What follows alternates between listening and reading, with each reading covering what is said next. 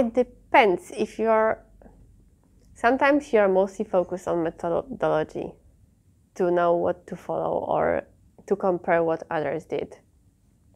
Sometimes you read to learn, so then you are really focused on introduction and discussion and all references to read something more. So I think it depends on the aim. Why are you reading this manuscript? I'd say start with the abstract, go through the abstract quite quickly, then if it is relevant, go into details, and then make sure you explore the technique throughout. This will save you time later on if you find the same techniques again. Reading, I generally just look at the main results and that would be it. I don't look at the introduction much because that's something that varies from paper to paper. It doesn't interest me that much. What is the most important is how they have done the experiments that I need. So I go for methodology and then check the results of that methodology that I'm looking at. And the rest I skip because it's not relevant.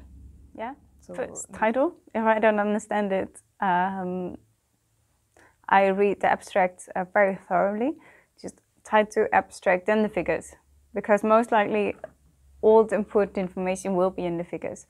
After that, the conclusion discussion. If there's anything else you want to know, most likely there's not. You can read some introduction or methods, but I typically skip those parts, unless I want to repeat the methods. Okay. And what do you do when you read a paper? You have like a way to read, like you start abstract, introduction? Yeah. I think like first, of course, the abstract is always a short version of the entire paper, so you learn a lot already from the abstract. And then like I will also look into the final paragraph of introduction, which is their like hypothesis or their aim of their research. And then like yeah, and if I'm not really into the thing, then I will directly jump into discussion, because in discussion they will always repeat their work already a little bit there, because what is the results, like what is the main findings. Mm-hmm. And then like they will also discuss what is the contribution of this research work and whether it's the thing I'm looking for. And then if I feel like yeah, this is the thing I'm looking for, then I will dive in more into details, like into the methodology part and the results part. Okay. Yeah. So you don't always read everything? I mean, when you wanted to read like 100 papers, you probably not be able to read every word of it, because right now there are really a lot of publications. I think it's when it's not you're not sure whether it's the thing that you're looking for, it's probably just to better make it faster. And you find the thing that you're looking for, then you read it like thoroughly. Okay. How much time do you spend to scan it, to decide? Like a few minutes? Yeah, I think a few minutes. Yes, the first thing is always reading the abstract first and seeing if it does fit my interest, if the results are something that are relevant for what I am looking for. And if that is not the case, then I already go for the next one, so I don't lose much time. I mean, at the end of the day, like the discussion is the most interesting part.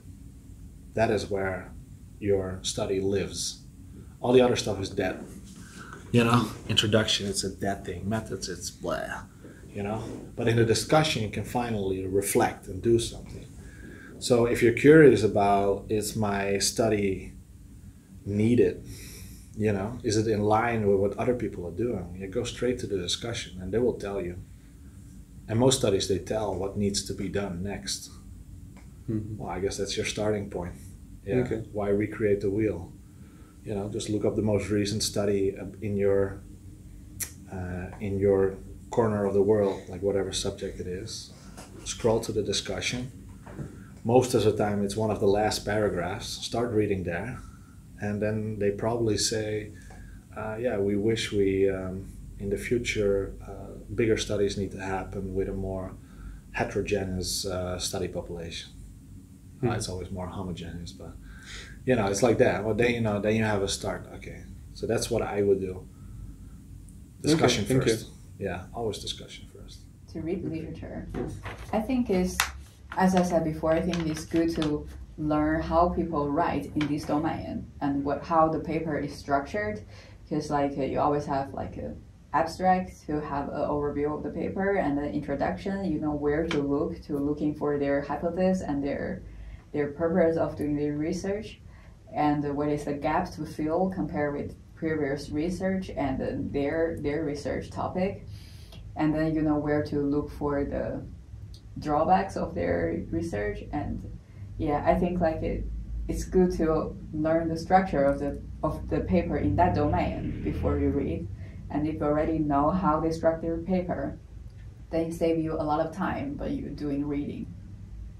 Yeah. Yes, I never took any notes.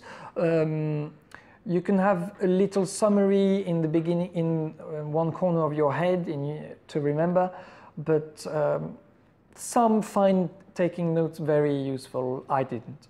And once you read over and over, you will memorize. And actually, memory is so fascinating that ages it can help you ages afterwards, even years. So read the abstract, go in details for the abstract, then read the methods thoroughly, and then move on to the results and the conclusions. This is very important, and the more you read, the more familiar you will get with it, and then it becomes almost a reflex, especially if you always read about the same technique. Okay. Yeah. And sometimes I also find it like online, and then like I can use Google Translate to translate it to my mother tongue, and it will make me read way faster. Like probably just a couple of seconds, I get the thing like they're saying, and I think yeah. I mean, I read English decently, but like if I translate into Chinese or like my mother tongue, and then I can read it even faster. And like when you want to have like hundreds of paper to read and just doing a little bit review, and then I think that's also a way to do it. Okay. Do you often do that? That depends. Like it really depends on what's the task for me back then. Like if I just want to, yeah, I'm not sure whether this paper is related to my topic, then I probably would do it.